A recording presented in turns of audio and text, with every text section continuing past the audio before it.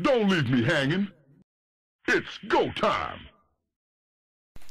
Hey everybody, it's Josh, and here we have a game between KiWiKaKi, the red Protoss, up here on the top side of Lost Temple, and his opponent, Duckload Raw, the blue Protoss, over here on the left side of the map. Duckload Raw, of course, is better known as White Raw, the 30-year-old ex-Brood War pro gamer. Actually, I say ex-Brood War, but he just took top 8 at the World Cyber Games finals, so really he's still a Brood War pro. He's just playing StarCraft 2 as well. And he is from the Ukraine. KiWiKaKi, on the other hand, is from Quebec. Both of these guys are extremely good at the Protoss race, and PvP is sometimes an interesting battle. Back in the beta and the early part of retail, it seemed to be a lot of who can get more Colossi first kind of encounters, but both of these players are very creative. Both of them have very, very good micro, so I would not be surprised to see a lot of just tier 1 units duking it out.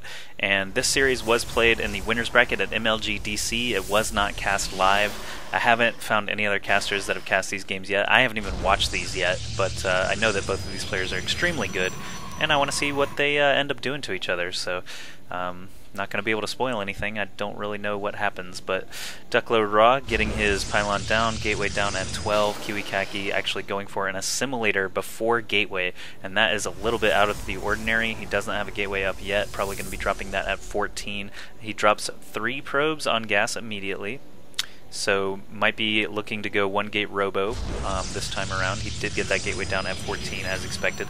White Raw actually does scout the correct position first with his scouting probe. KiWiKaKi, seeing that, might head the correct direction first. No, instead it looks like he is going to be headed towards that cross position spot just to make sure he's not over there at that longest distance. He might be going for the right side as well. But Duckload Raw, White Raw, scouting around, scooting around, whatever.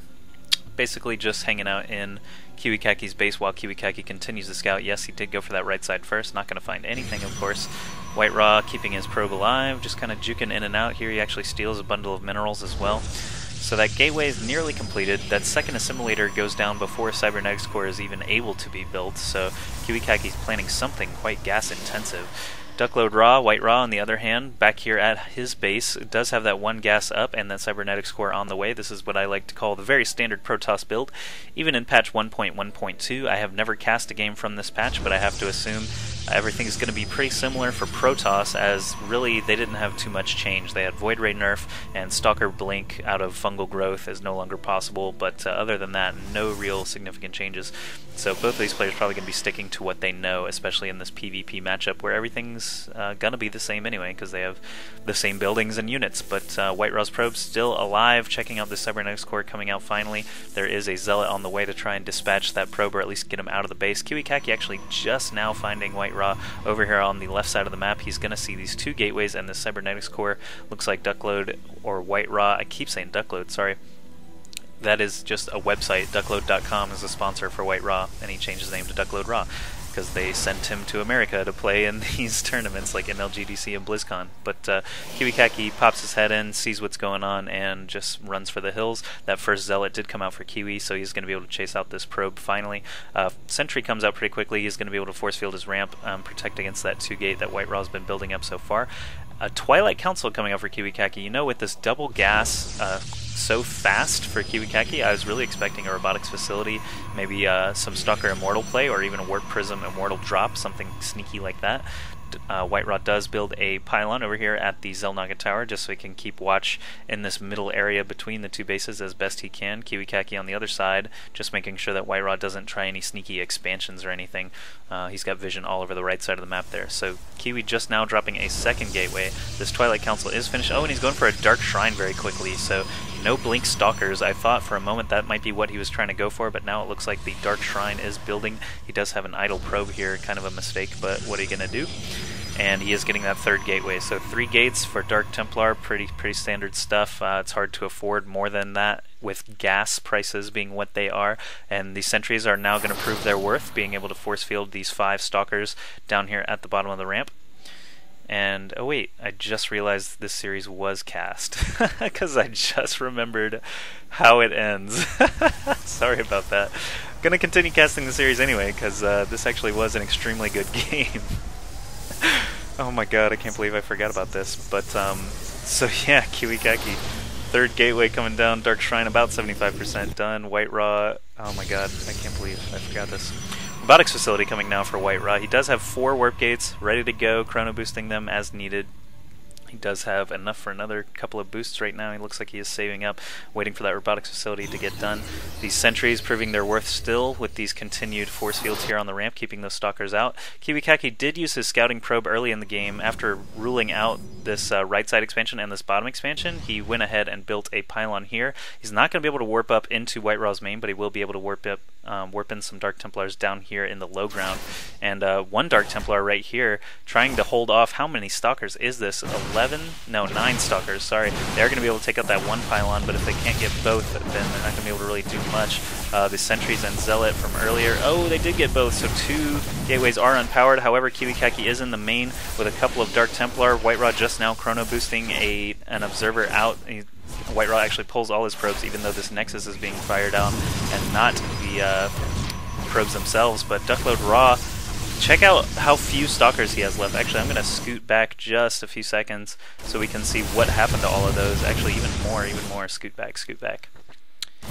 Look at all these stalkers. So he had 9 to start with, down to 8, down to 7, down to 6. These probes being pulled for KiWiKaKi. This Zealot, Dark Templar still in the mix. He's got 4 kills just by himself, down to only 3 stalkers here. And with these 2 Dark Templar hacking away at his Nexus, he has to pull all his probes. He's warping in stalkers at home instead of at that Xel'Naga tower to continue the assault, because this Observer is nearly done. This Nexus might go down here. It is down to only 400 health. This Observer is going to pop out just in time. The Observer is out. These Dark Templar are taking fire. And only 1 left. Oh my god, they nearly killed the Nexus. Only 29 health on that Nexus. If he would have killed that, it probably would have been GG. Duckload Raw only has 100 minerals. There's no chance he would be able to rebuild that Nexus. And KiWiKaKi, of course, did lose a couple of pylons in that offensive from White Raw and maybe a few probes, but if we check out the units tab right now, KiWiKaKi still has 24 to White Raw's 31. Not that far behind, especially with that little bit of a tech advantage. He's on 3 gates with Dark Templar, whereas White Raw is on 4 gates and a robotics facility. So what is he going to be making next out of that robo facility? Don't see any immortals on the way or anything like that. Production tab is up over here. KiWiKaKi rebuilding probes all the time. And not really warping in anything right now. Looks like he's just saving up, trying to get his economy running again. He is getting hallucination right now, which is kind of an interesting thing here. You don't normally see a lot of hallucinations in these PvP matchups, and this poor Dark Templar is going to walk right underneath this Observer. Fortunately for him, he is much faster than the Observer, so he is going to be able to escape on home. This Dark Templar did manage to take out the pylon that White Raw built there earlier. KiWiKaKi does have a probe over here, still hanging out with his original pylon. We'll see if he gets any use later on or not. 3 stalkers attacking this Dark Templar. He's probably not going to be able to escape with his life. No, he does evaporate right there. And KiWiKaKi just still working on hallucination there, not really building much else. Finally, he does drop a 4th gateway. He's got gas piling up right now, and he is still rebuilding his workers. If we look at the units, he is almost caught up now. 29 probes to 31 for White Raw, and White Raw still just building tier 1 mix. Actually, it looks like he did get a robotics spade down on the ground there. It is still warping in, so he will be able to move toward Colossi here soon. Of course, Colossi can stomp out force fields. If these sentries here at KiWiKaKi's ramp continue to drop force fields, one Colossus can just walk right over them and destroy them, allowing the rest of his units to get up the cliff. Oh, look, check this out. Okay, so he's got a hallucinated Phoenix. He used his probe to build a pylon here within warp-in range of White Raw's base. He's got 3 Dark Templar coming in. This Nexus only has 330 shield and only 20 health from that original attack, so these Dark Templar are easily going to be able to cleave through there. One more hit on the Nexus, there he goes, and now he's going to be able to start just chomping through these probes. White Raw has 420 minerals, so he's either going to be able to rebuild a Nexus or build some more units. If you check it out, he's sent his tier 1 army over here to counter at KiWiKaKi's main. He has a ton of energy left on these sentries. The Dark Templar look like they are just going to try to escape. White Raw still has 420 minerals, but he does have 1 Colossus on the way. This Dark Templar does get taken out, so KiWiKaKi's offensive there is pretty much done. He's going to have to worry about defense right now. White Raw actually has a pretty sizable army. KiWiKaKi only with 53 food total. All he has to do is keep force fielding this ramp, though, until that Colossus arrives, and here it comes from White Raw. He did spend his money on some more army there. You look, he's only got 70 minerals and 2 gas. He pulled all his probes. His entire 56 food worth of army is over here, including these 2 observers, which are not going to be much help right now. Actually, they might if he continues warping some Dark Templar. So this Colossus comes up the cliff, starts shooting away at the tier 1 units.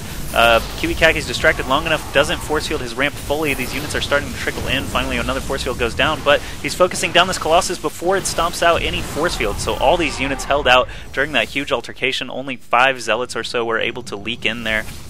If White Raw had just been able to stomp that force field with that Colossus, I have a feeling he might have been able to take this game. KiWiKaKi also pulling all of his probes now, so we've got probes fighting probes and Zealots. We've got Stalkers warping in one after another. Looks like nothing is being mined right now except for a little bit of gas. If you check out the units tab, just everything is dying here. KiWiKaKi has blink research for his 7 remaining Stalkers. White Raw has only 4 Stalkers and 4 Zealots left at this point. 1 Sentry, only 1 Zealot, and 7 Stalkers blinking around for KiWiKaKi. If he is able to keep these alive and let the shields regen, he will be able to keep these Zealots away from his blinking Stalkers. He needs to finish off these ranged units there. He does kill that final. Oh no, there's 1 Stalker left. It blinks over and the Stalker is dead. Only 1 Sentry left, and then these blink Stalkers will be able to kite these Zealots until the rest of eternity.